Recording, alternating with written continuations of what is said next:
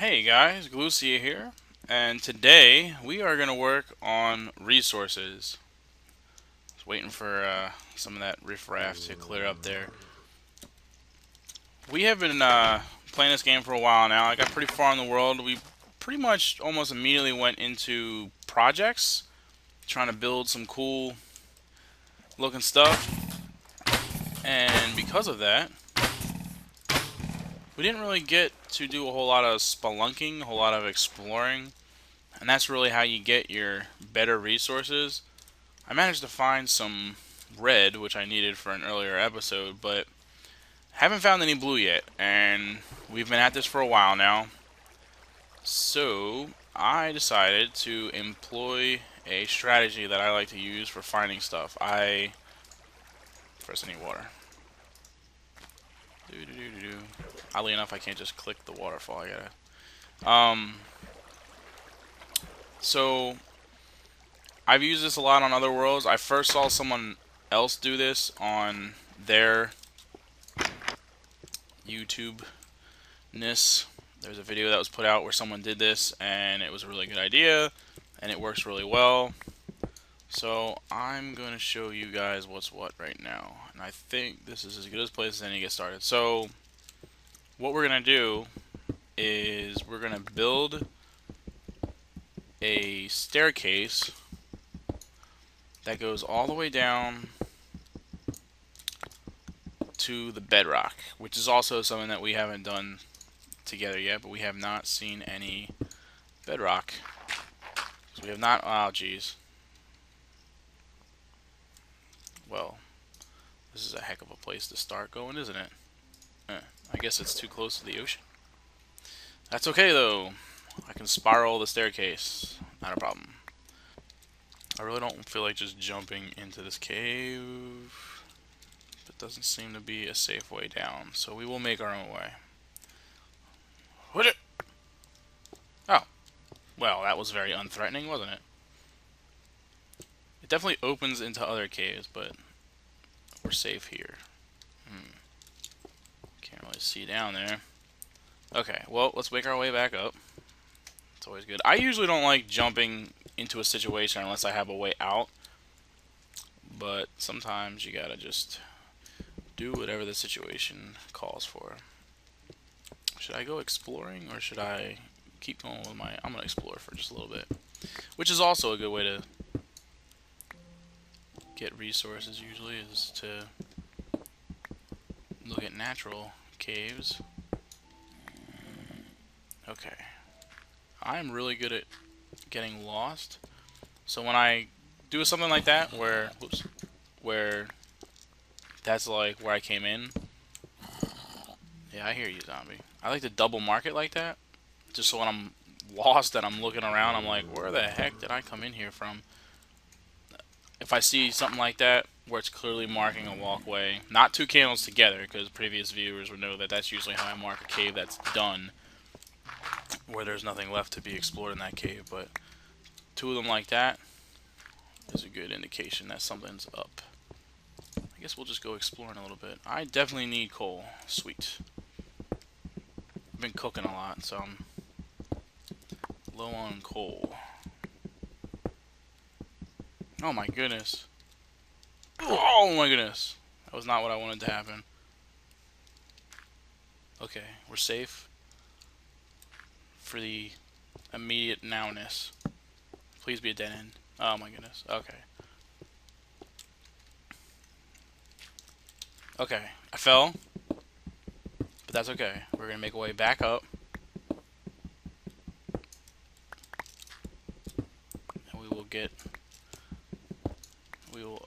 away from this disaster. All right, you know what? I enjoy spelunking just as much as the next guy, but I'm gonna get back on track because this video had a purpose, and this is a cool cave. And I'm just gonna pop. I like to light caves as much as possible because then you don't have to worry about stuff randomly spawning in dark corners, especially the lower you get, because that's a more recent thing that they've done where the lower you get now, the more light you have to keep things nasty things from spawning. So it's important to do a lot of lighting. Alright, well that seems to be the end of the cave anyway, so let's get back on track. I'm sure there's more to it, like we fell into that one section of cave, so obviously there's going to be more to it, but I'm going to figure that out later. I want to get back to making my steps, so I'm going to keep digging my steps. While I'm in here digging, another tip that I wanted to mention, in case I haven't already spoken of this earlier, you may be wondering why I would be carrying a random, I knew I did that wrong, a random bucket of water. Buckets of water are good to carry with you, especially when you know that you're going to be going deep into a cave system, because you never know when you might run into some lava, and especially with the technique that I'm going to show you, or even the technique I'm doing now.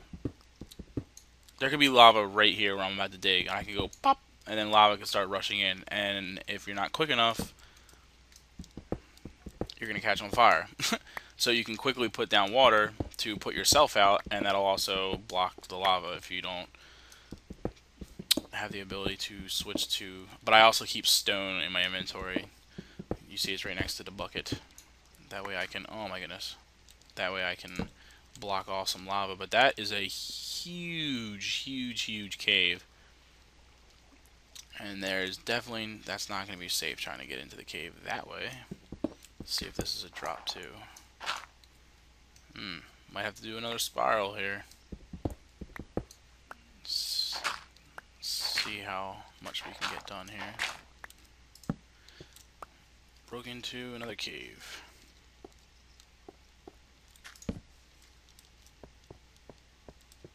Oh, same as before. I want to light all the dark spots. Oh my goodness. I am out of stuff. Okay, my original plan was to just keep digging straight down until I got to the bedrock, and then what I usually like to do is make like a base where I make a smith and a workbench to work down in the cave so I don't have to keep going up for stuff. So I didn't really bring a ton of stuff with me because I wasn't anticipating needing a ton of stuff, but since that's not how it worked out, I'll just make a temporary base right here. So I'm going to go ahead and smith me up some iron so I can make some better tools. You don't need to watch that stuff. And when we come back, I'll be able to finish our project.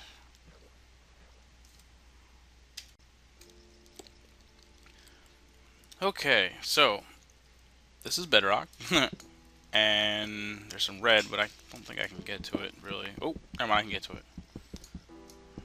Nah, I'll get to that later. I don't even really need red. So, anyway, that's the bottom layer of bedrock. There's 5 layers of bedrock, so we got 1, 2, 3, 4, 5. So that's the top layer of bedrock.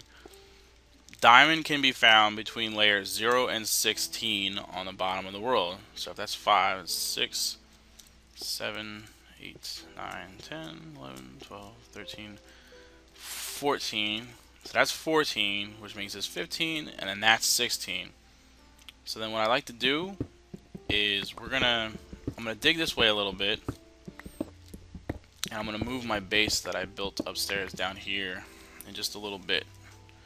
So I'm going to keep going this way a little bit, and I'm going to move my base, and then I'll show you what we got going on. Okay, so I made my little base. This is the stairs right here. So I got a little work area.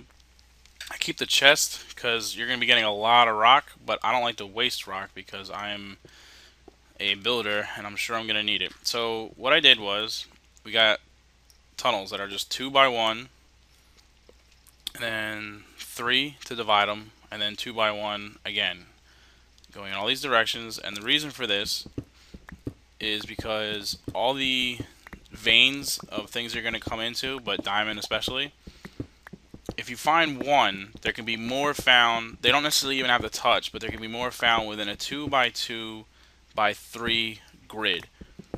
So basically, if I dig in a straight line like this, I may or may not come across something. But if I don't, there could be something right on the other side of this wall right now that's just out of reach. I don't know about it. But when I dig the next tunnel, then I will discover that thing. So this is a really efficient way to look for blue. This layer above my head right here that I'm digging the red out of is the highest possible level that you will find blue in. So we start at the highest possible level and we work our way down. And the closer to the bottom you get, the more likely you are to find it. But that doesn't necessarily mean that I want to just ignore these top layers as well. So I still like to dig through here. But then, so to take a break from this tunnel for a second, since they're divided by 3, it's too easy. Man, I am finding a ridiculous amount of red, and I don't even need red. We need blue. And this is, it's all about luck. So it's not like you're guaranteed to find blue doing this. But when I first implemented this, I was very impressed by this technique because I think in like a half hour's time, I found maybe like 30 blue on a different world, a world that I use specifically for large construction projects. So I was pretty impressed with this technique. It does work at least to a point. But anyway, so that's our layer. So then one more down. So then we can do the same thing. And then you want this tunnel to run parallel to the tunnel above it, so that if you run into something, if you don't see something up there, maybe you'll see it below it, and then every once in a while I can link them together if I want to. They'll probably end up linking together by accident just from all the digging that you do. So that's basically it. And then I'm just going to keep going through this until I find some blue, because I really want to get better tools. Oh! As the words leave my mouth. Blue. Okay. And I usually like to dig the area out a little bit just in case there's some secret blue. But there's not. But that's okay. 4 pieces of blue. That is enough for a pick and a shovel. So we are started on blue tools. One more down. So anyway, you can see how obviously this is effective. And the other thing I like about this technique is that instead of looking through caves like you normally would, you go spelunking, you're looking for materials, and that's a great way to find stuff, and it's a lot of fun. And all those caves that I came across while we were doing our whole technique here, I will go back and explore them just because it's fun. But because we're not in caves, we are in our own man-made cave, you're less likely to run into monsters and whatnot, because obviously there's not going to be monsters in the walls, and I'm lighting everything up as I go. So the only opportunities you really have to run into monsters are if something wanders in from, say, those cave systems I hit before, and then somehow finds their way in here. But, I mean, the only time you're really going to run into problems is when you actually, like, run into a cave as you're going, and then there might be monsters in it or whatever. So, but we've been very lucky with the monsters. Knock on wood. No wood to knock on. That is really cool looking. I will definitely check that out. But I'm going to make my way back up to the top. I would usually stay down here and work for a while, but the purposes of this was just to show you guys what the deal is. And I have a lot going on up on the surface. I have some projects I want to work on for future episodes. So now that I got my blue, I'm going to get to work on that. The only thing I'm worried about is potential monsters coming up from up here, because I did this in my little thing, but we should be alright. I'm not going to worry about it. It's a little dark in here. Don't want potential monster spots. So anyway, I'm going to head back to Mikasa, and I will see you guys later.